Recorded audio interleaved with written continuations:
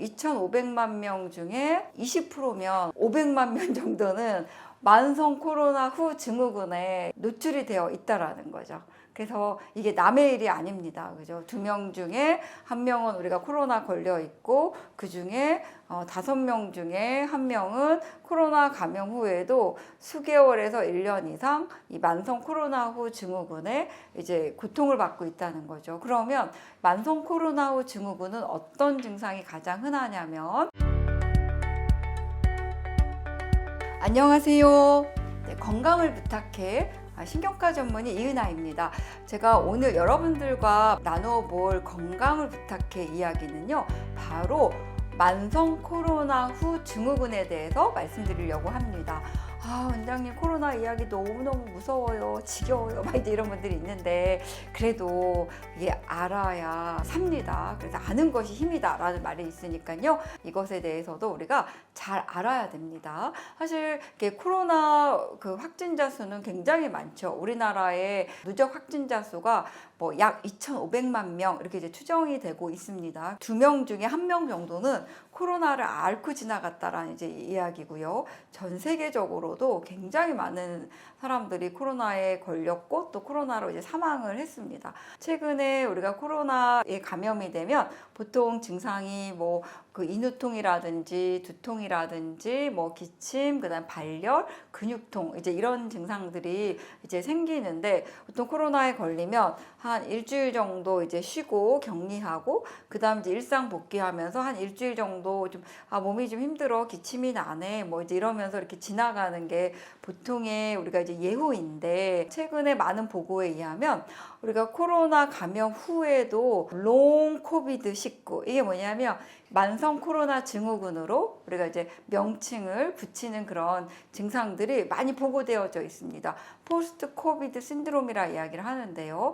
어떤 증상이냐면, 분명히 코로나는 이제 끝났어. 다 감염이 끝나고 회복이 됐는데, 어떤 분들은 보니까 코로나 증상을 다 앓고 난 후에도 1개월 이상, 수개월에서 혹은 수년까지도 새로운 증상이 발생하거나 재발하거나 어떤 진행하는 증상들을 이제 경험을 한다라는 것들이 전 세계에서 보고되어지고 있습니다. 그래서 이 연구를 이렇게 쭉 코로나에 감염된 환자분들의 이제 데이터를 쭉 모아보니까, 코로나를 앓은 지 1개월에서 1년 사이에 18세에서 64세 사이의 환자분들 5명 중에 1명은 이 코비드19로 인해서 건강 상태의 이상소견이 1가지 이상 나타났고, 65세 사람들 중에서는 4명 중에 1명에서는 건강 상태의 이상이 나타났다라는 것을 이제 보고를 하였습니다. 그러니까 이게 뭐냐면, 코로나에 감염된 후에 65세 이상이 된 분들은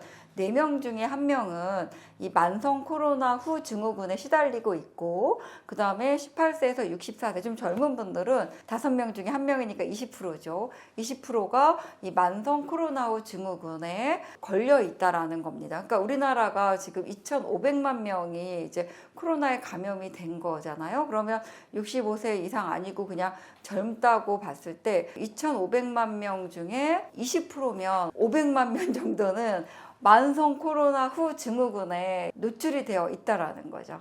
그래서 이게 남의 일이 아닙니다. 그죠? 2명 중에 1명은 우리가 코로나 걸려 있고, 그 중에 5명 중에 1명은 코로나 감염 후에도 수개월에서 1년 이상 이 만성 코로나 후 증후군에 이제 고통을 받고 있다는 거죠. 그러면 만성 코로나 후 증후군은 어떤 증상이 가장 흔하냐면, 첫 번째는 그냥 피곤함입니다. 그냥 이유 없이 피곤한 거.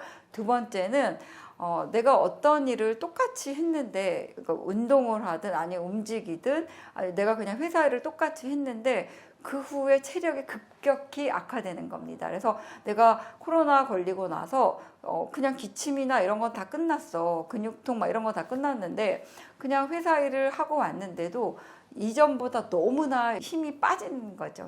내가 이거 왜 그런 거지? 라고 생각할 정도로 체력이 급격히 악화되는 증상을 겪고 있고, 세 번째는 발열이 반복돼서 이제 나타날 수가 있습니다. 그 다음에 네 번째는 이게 숨쉬기 어려운 증상, 숨이 찬다든지, 그 다음에 기침을 한다든지, 그 다음에 똑같이 걸어도 호흡하는 게 좀 힘든 증상들이 코로나 후 증후군으로 장기간 이제 나타날 수 있는 것으로 보고되어졌고요.